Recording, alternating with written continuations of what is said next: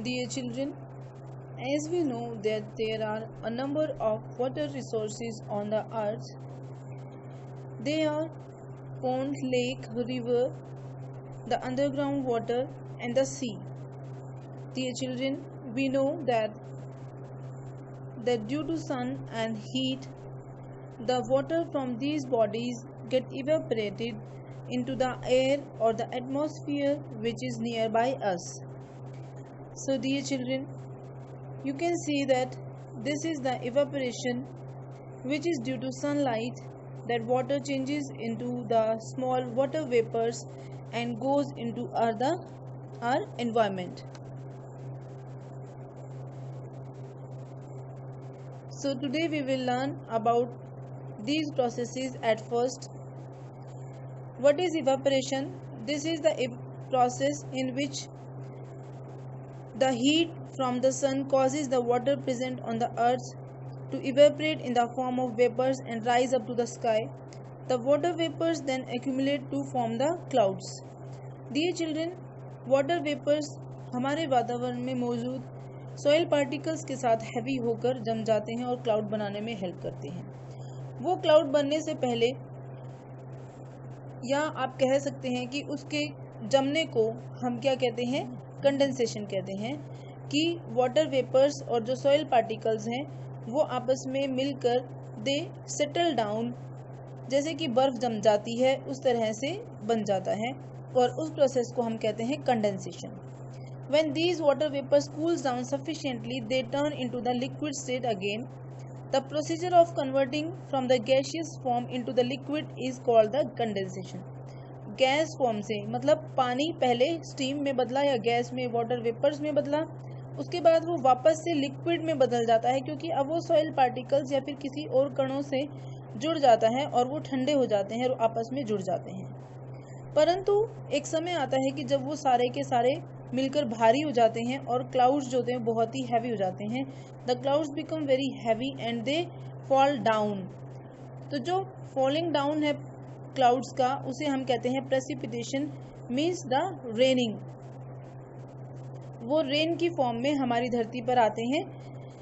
तो precipitation takes place when the water vapours condense to turn into tiny water drops which falls from the sky in the form of rain, sleet, snow and hail. ओलों के रूप में या फिर बारिश के रूप में या बर्फ के रूप में, किसी भी रूप में यदि क्लाउड्स का पानी हमारी धरती पर वापस आता है तो उस प्रोसेस को हम प्रेसिपिटेशन कहते हैं। और उसके बाद में जो पानी हमारी धरती से उड़ा था वाटर वेपर्स के फॉर्म में, वो वापस से कलेक्ट हो जाता है अलग अलग वाटर बॉडीज में। तो इस तरह से पानी धरती से ऊपर जाता है, that moves from the earth and it comes back on the earth. तो कलेक्शन हो जाती है पानी की, और कलेक्शन किस तरह से एक्सप्लेन करते हैं हम। The water falling from the sky due to precipitation gathers in different water bodies like oceans, seas, rivers, lakes and so on. The water then evaporates again and the cycle continues. इस तरह से जो पानी ये वापस से आ गया, ये फिर से इवेपोरेट होता है और फिर से क्या बन जाएगा, वेपर्स बन जाते हैं। डियर चिल्ड्रन, इसके अलावा एक और बात ध्यान करने की है कि पानी वाटर बॉडीज से तो वेपरेशन में होता ही होता है, बट जो प्लांट्स होते हैं और जो एनिमल्स होते हैं उनके ट्रांसपीरेशन और रेस्पिरेशन से भी पानी उड़ता है और वो भी हमारे एनवायरनमेंट में चला जाता है। So dear children, can you say कि ये जितना भी जो पानी होता है हमारी धरती के ऊपर, ये सभी उड़ता है सनलाइट या फिर हीट की वजह से, और ये वापस आता है। तो आखिर इसको हम क्या नाम देते हैं, इस मूवमेंट को क्या कहते हैं?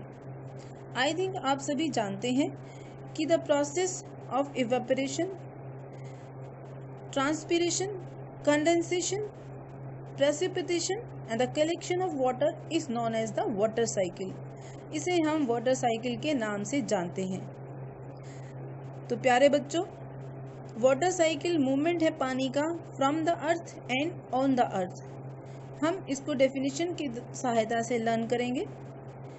Water cycle is the continuous movement of water from the earth and on the earth by 4 processes of evaporation, transpiration, condensation, precipitation and collection. तो हमने आपको सारे ये प्रोसेसेस समझा दिए हैं ऑनलाइन क्लास में भी हमने आपको समझाने की कोशिश की। प्यारे बच्चों, सभी बच्चे ऑनलाइन क्लास को ज्वाइन करने की पूरी कोशिश करेंगे। आज आपको ये होमवर्क करना है।